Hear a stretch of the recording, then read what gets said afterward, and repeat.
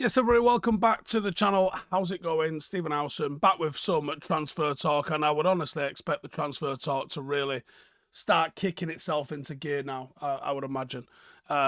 Especially with the end of the season approaching and all of the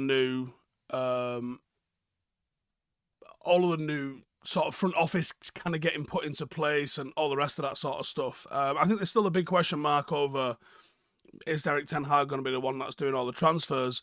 But I don't just think that's a problem for United. And I say Erik ten Hag doing them, I mean Erik ten Hag managing the players and being the face of the club that players are going to come and sign for, because I think that's a big thing. And while it's all good having a front of office that's doing 70-80% of the work of the transfers, the manager still has to get buy-in. Otherwise, you get Donny van de Beek situations where it's kind of like, oh, there's this player, and they go, cool, I didn't want him. So you've got to be wary of those sort of situations, because you've got to get the manager's buy-in, or he ain't going to play the tens of millions of pounds worth of assets that you've bought for him, which is not a good thing. You want to have synergy between both the groups. And it's not just something that's going to affect United this summer. It's going to affect, Christ, half of Europe's elite. There's going to be so many managerial changes. You're looking at Barcelona, you're looking at Real Madrid, you're looking at Liverpool, you're looking at Bayern Munich, you're looking at probably Chelsea, if we're being honest with ourselves. So, and there's a chance that it might be Manchester United as well. You know my feelings. I think Erik ten Hag should see out the rest of his contract and use the next 6 months to try and convince Ineos that he's worth longer than that. But when buying a player, there's already some talk that Liverpool are going to lose some of their key players because they don't know who the manager's going to be. There's a lot of talk that Bayern Munich really fancy their chances of getting Alonso over the line. These things are really important. You can have the best transfer committee in the world, but the guy that's got to play them has to have buy-in, and the guy that's going to have the closest relationship with a working relationship with the players is such an important guy in that chain. You can scout the best guy in the world, but if he prefers this guy instead of him, guess what? He ain't going to play him. And that guy's not going to develop, and then the whole house of cards comes down. That being said, United are supposedly looking at a couple of youngsters, one from Boca, one from Milan. Good pedigree to buy from, I think. And there could be something in United dipping into this market. It's a market we're familiar with. We've tried to do this previously where we try and sign players. More recently, the one that sticks in my mind is probably Hannibal. Charlie McNeil was sort of this, although I suspect Charlie might have always come over to United at some point anyway. We tried it with Nishan Burkhardt, didn't quite work out. We tried it with Paul Pogba. You could argue it ultimately didn't work out, but there was success in there, and there was obviously a world-class potential player that we signed from Lens, I think it was, or Le Havre. Was it one of those two? Can't remember. But United are seemingly trying to replicate that, and I think it's worth the gamble, to be honest. I think it's definitely worth the gamble in trying to buy these players just as they're sort of rounding into their final 20% of finishing. Anyway, let's get into it. So, one of the players that we're monitoring has been labelled Argentina's best young player. Okay. And that is Anselmino. Now, I don't know him. I will do a scout report on him so we can get into him. But yeah, so Aaron Anselmino. He's 18. He is guaranteed to move to Europe, and he's another player that's coming out of Argentina, dubbed to be a risk. So he's the sort that the likes of Benfica pick up before he gets priced super high. That's where the gamble pays off. Being a club like Benfica, bringing these players in, having like a pathway through into Europe, and playing in a good standard league, a very technical league, but also playing in European competition. Very attractive for anyone coming to Europe from South America. So United are closely monitoring this kid, seeing what he's about. We will do a scout report on him in due course. The other one that we're supposedly looking at is that United have submitted a very important offer for an AC Milan wonder kid, which is Francesco Camarda, according to reports in Italy. He's been a big goal scorer in AC Milan's academy. It comes with like Charlie McNeil sort of numbers, 500 goals at academy level. So probably got a massive future in the game. And United have supposedly put an offer to AC Milan for him. Now, again, don't know him. I'm not going to pretend I do know him, but we will do a scout report and we'll try and get as much information as we can on there to sort of tell you, what's his style of play? Do we think he's legit? All them sorts of questions we will get answered in due course. And then the last one, I mean, I can get into the questions if anyone's got any. We did a long session the other night, but if there's any questions, we can have a little chat. Scott McTominay has... or is in the process of having a contract renewal. He has been 34 appearances across all competitions so far this season. Does have 9 goals to his name. Understandably, on one hand, why Ten Hag would want to reward that. On the other hand, I still think United probably need to move in a different direction. Now, if Scott's going to be a squad player that comes in an emergency, I'm not necessarily against that. And you could spend a lot of money trying to find an equal sort of player that's going to come in and do that kind of work and be happy to sit on the bench. But I thought we would move in a different direction. Like, what is his... I need someone to define his role. What role is he going to play in the team? Because I don't think he can play as a 6. He seems to be far too forward to play an 8.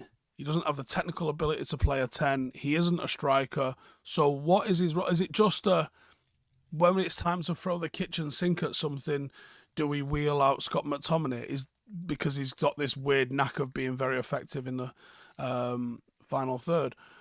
I don't know if that's good enough to be a contracted Manchester United player.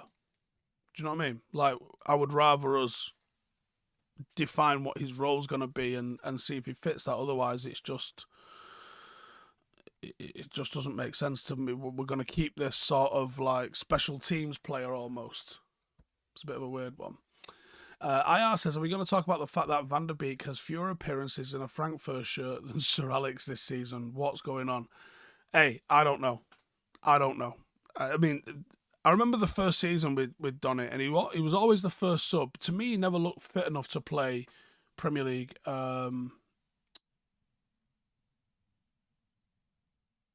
He always seemed to be like, there's obvious technical ability there, and then there's obvious football understanding there, but I never saw the things in his performances that some fans were seeing. And then, he's gone to Everton, done nothing. He's gone to Frankfurt, done nothing. The manager that made him refuses to play him. Solskjaer refused to play him. I don't know. I do not know what has gone on with him at all. But the Donny van der Beek fall from grace is a mad one. It really is. It's a mad one. Akbar says, I Steve, not been able to join one of these for ages. Hope you're well. Please make my Ramadan and tell me that the Neves links are real, even though the price tag makes me think it isn't. I haven't heard either way. Like I said, there'll be a lot of speculation, and there'll be some truth in the speculation. There'll also be some lies in the speculation.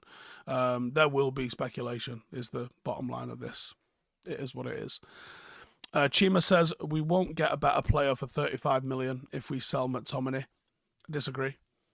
I absolutely disagree, because you say you won't get a better player, but what role in the team is McTominay filling? I will wait. S. Wallage says there's some clips of Camarda on here. He looks decent. Would I rather sign a 100 million player like Nunes or 3 prospects? Well, 30 million is probably a touch more for a prospect. Prospects should be like 15 or 20, shouldn't they? Not 30.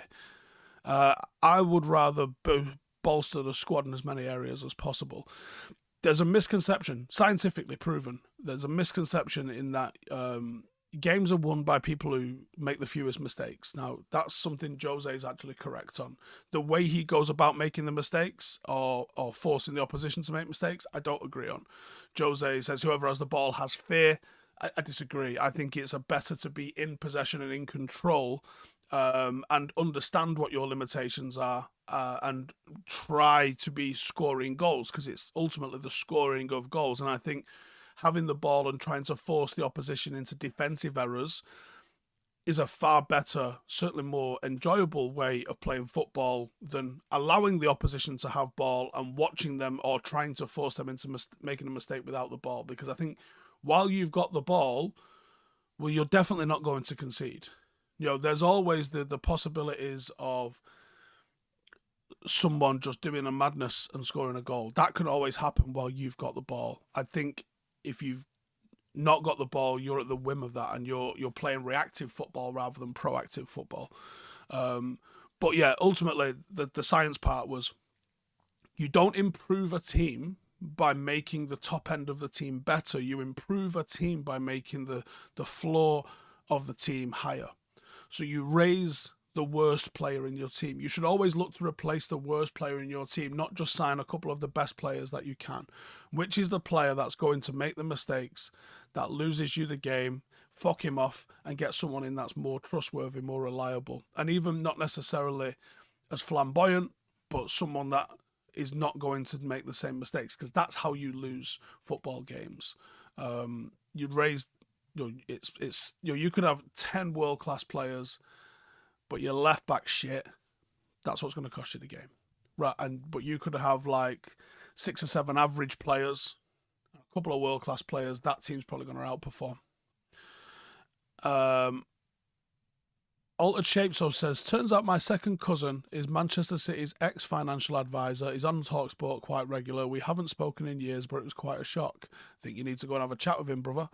Stuart says, hey Steve, gonna catch a live. Great to catch a live for once. Loving the IRL content as well as usual.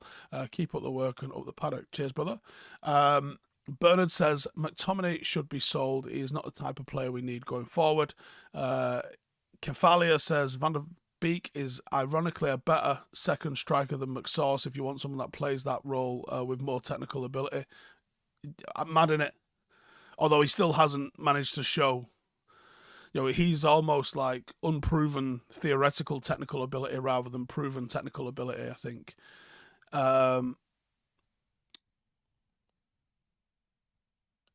Matt Carl says, Steve, you need to get your bike over to Marsden or Slough. Great riding. Love to see more content in mountain bike in the future. It's funny, actually, because I'm actually planning a ride on Thursday. I don't know where I'm going to go just yet. I'm probably going to keep it a little bit more local, though, to be honest, because I am in work in the afternoon. So I just need something I can get to within half an hour or so and then get to work. Origami says, the new club model might benefit the club. Simeone Pafundit at Lausanne is on loan from Udinese, is a baller there. NT says, it's easier to work and improve on fitness than it is technique or quality for players his age, I think. So Donny is one of those mysteries I don't think I'll ever understand. It happens sometimes, doesn't it? And some players can just be all about the confidence, and then they don't, like, you've got to think about how many things potentially, because I don't know Donny's story well enough, but potentially you could just be young Donny and everything could have gone your way right the way through to what you was doing with Ajax. Then you get a transfer to Manchester United, and the first bit of negative feedback, the first bit of problems in your work or personal life is the first time you've come up against it. And he might not be mentally resilient enough to cope with that. And some people are going to take that as a dig. It's not necessarily a dig. It might just be a fact that he might have just had everything go swimmingly in his entire life, and he's not had the sort of adversity that some people have had to fight through as they've developed and grown, which can, if done at the right time, can breed into them resiliency. That means that they're going to go on and succeed later on in life. I know you probably need a clinical psychologist to explain it better than fucking I could, but it's one of those, isn't it? Ryan says, so should we stop going after Ajax players? No. Because I remember Lisandro Martinez was an Ajax player and he's fucking unreal. Do you know what I mean? Is Rashford overrated? Avishek, probably underrated the way he gets treated at the moment. But also, I don't know, because I don't know where you rate him. If you think he's the greatest player that's ever played football, yeah, you're probably overrating him. if you think he's the worst player in the United team, well, you're fucking underrating him, aren't you? So it depends on what your point of view is. Not Altair says, I start a new job today. Steve, wish me luck. Go in and piss on someone. Assert your dominance. Don't take no shit. Good luck. Daniel says, I'm not and never accepting Donny wasn't better than Fred and McTominay. Never. Well, this is the problem, isn't it? Because objectively, or even subjectively, Donny van der Beek, in terms of technical ability and you would assume understanding of football, appears to come across as better than McTominay and Fred. However, his performances did not. Certainly in terms of what the manager was looking for as well. Tino says, I think with the amount of forward players we have that we can't trust, I'd keep Scott, but only just to throw onto the pitch if we need a goal, but don't allow him to have defensive duties. But that's mad, isn't it? We're sort of repurposing a midfielder when we could easily get for the wages McTominay's going to cost us. Could you not find an understudy striker? Could you not take a gamble on a young striker and see what happens? Wallage says, Drogba as good as he was, but always showed up in the big games and he's praised for that. I feel McTominay always shows up in the big games. Possible. IR says, Van der Beek's had 3 different managers at United and loans at Everton and Frankfurt. No one seems to fancy him. It's quite telling. What's my stand on Varane? Should we extend him lower wages or let him run his contract down? I think it depends entirely on where's the player's head at. Does he see himself as a Manchester United player? And can we identify targets that we can get that we think will be as good or better than what Varane is? And then you make your decision from that, I would say. Mulvaney says, people really undervalue the personality side of football. Sometimes you're only as good as your mental fortitude lets you be. I think the mental angle is so big in football, so big. Like, look at David Beckham. How many players would have absolutely crumbled after what happened in '98, and he came out and had the best year of his career following it? Avishek says, I meant to ask, at 350k a week, is he overrated? Is he on 350k a week? Do you see his wages? 64 Ahmed says, even at Ajax, Donny might play in a more fashionable/entertaining way, but he is objectively not as good as either Scott or Fred. Ryan says, Steve, watched your live the other day on Menu. Closest thing in today's game is Thiago of Bayern. Can I see that? What's your thoughts? Yeah, I think I've actually said he's closer to the way Thiago plays. Our block says, Steve, I suffer from bad PTSD from a heart transplant. Just want to say your videos and content help me more than you'll ever know. Appreciate it. Up the paddock, up the Reds. Fucking hell, mate. Yeah, in a heart transplant one that you can have different feelings from.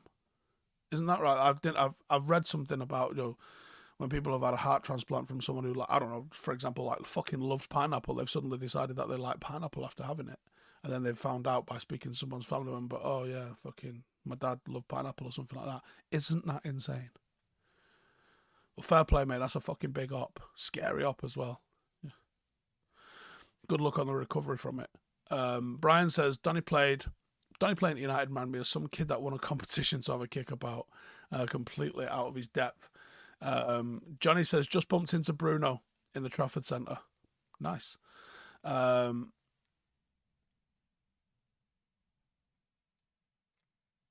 Carl says, in hindsight, the crazy money we paid for Casemiro should have been put towards buying Rice. Well, I think the problem is you can go back and look at all the shit decisions that we've made over the last whatever years. And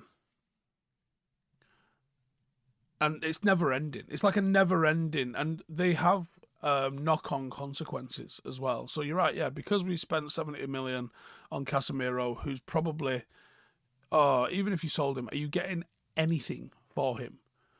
Like, it was a panic buy because of what happened at the start of the season, because they didn't correctly identify exactly what they needed early enough, didn't start work on trying to buy it early enough, didn't have the capability to get it over the line early enough, yes, they might have been able to buy Declan Rice and they might have got him at 70 million. That might have been a thing. In terms of, especially if you let Scott go the other way, in terms of what happened there with Casemiro, unfortunately, we got to move on from that, and we got to hope. We got to hope the new regime turns a corner and does it a lot better than that. Serix Khan says, greetings from Kazakhstan. Love your videos. Cheers, our kid. Alex says, Francesco Camarda is the young forward that scores about 300 goals. Well, 500 goals according to my notes, but it sounds about right, yeah. So I will definitely be doing a scout report on him. Andre says, we need a new centre-back. If Evans retire, Varane can leave, so we need another centre-back, maybe someone who will be the free agent. Jake says, maybe the people around Van der Beek didn't treat him well either. I can totally see Sir Alex supporting De Gea during his first season, believing him. It's a good point. By the way, what the fuck is David De Gea doing? What is he doing? Madness, innit? Merman says, please have a look at Florentino Lewis at Benfica. FB ref goes crazy. Very good centre defensive mid. Yeah, we'll have a look at that. R Block says, sell McTominay, buy Onana from Everton. Bjorn says, with the FFP rules and the lack of funds, does it make sense to sell McTominay? No dramas, not on crazy wages, loyal and a flexible squad player who never complains. Is he a flexible squad player, though? Where can you play him? Right, Mainu's out. Can you play him in that role? Yeah, not really. There was a reason him and Fred played together. It's because, like, kind of between them, they sort of did the job. Not great, but they sort of did it. John says De Gea's working in Greg's. Andre says De Gea was training with a club from La Liga. It's mad to me that he's basically just had a fucking year off. Super chat here from Coach Zach says, Steve, wanted to say thank you again for all you do. As a veteran of the US Marine Corps, it's nice to get content from another veteran. Thank you for support and advice in my coaching career past 2 years as well. Well, good luck with the future as well, mate. Oh, by the way, if anyone's interested in doing sort of remote video analysis, drop me a message on Twitter or on Instagram. You don't necessarily need experience for it, but I would like to have more analysts be able to do more stuff. So if you're interested in doing that, message me on socials. I'll show you the sort of stuff that I want, and then it's up to you if you can match it. You don't need experience in it. It's good if you've got it, but if you haven't, then it is what it is. Theo says, I've heard we're not going to have the summer we thought. I think FFP is going to have a big say in that unless we get a shiny new sponsor. I mean, I think we're looking at, isn't Snapdragon going to be the sponsor next year anyway? I don't think it's going to be for absolutely bananas cash, in all honesty. Tom says, isn't McTominay known as one of the main leaks? I don't know that. It's not what I know. Theo says, is it weird if Tony is a good signing but Greenwood no? I'm just anti-gambling. Yeah, it's a complicated situation with it, isn't it?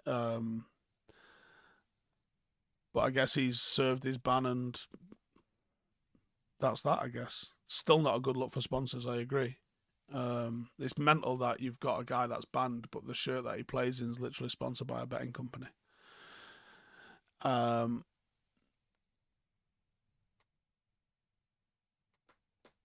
Manu says, I think we only got Casemiro because Kobe got injured against Real Madrid. Wait, Casemiro's already here then? That happened this summer. We got Casemiro this summer before. NC says, in all honesty, I'm more looking forward to seeing which players get out the door over who comes in. Bango says surely Ollie Watkins is a better signing than Tony. I don't think there's a lot between them. I don't think there's a lot between them at all now. It's one of those, isn't it? Which one can you get and how much is the money and all that sort of stuff. Anyways, I'm going to wrap it up there. More content coming out today, so keep it locked. I'm doing a bit of a short list for strikers, so that might be one that comes out today. Otherwise, take it easy. All eyes on Wales today. Find out if Ash is going to the Euros or not. Tough game that against Poland. Let us know what football matches you're watching later. I might dual screen. In fact, no, I won't because I'll be training. So I'm not going to watch either of them. Not going to watch England. Not going to watch Belgium. Not going to watch Wales. I'll just have it on live score on my phone as I'm at training. Anyway, cheers for tuning in. I'll see you in the next one. Laters. Hey, thank you for watching the video. If you are new around these parts, then don't forget to subscribe. My channel is proudly supported by my community on Patreon. If you'd like to get a little bit of extra content, a Discord group, meetups, five-a-side games, weekly podcasts, behind the scenes, and even an occasional bit of transfer news as and when I get it, then for the price of a pint, you can show your appreciation for the content that we make and get some goodies for doing so as well. Check the link in the description or click the button right here. You'll also find all of my socials here too if you want to follow me on any of those platforms. Now,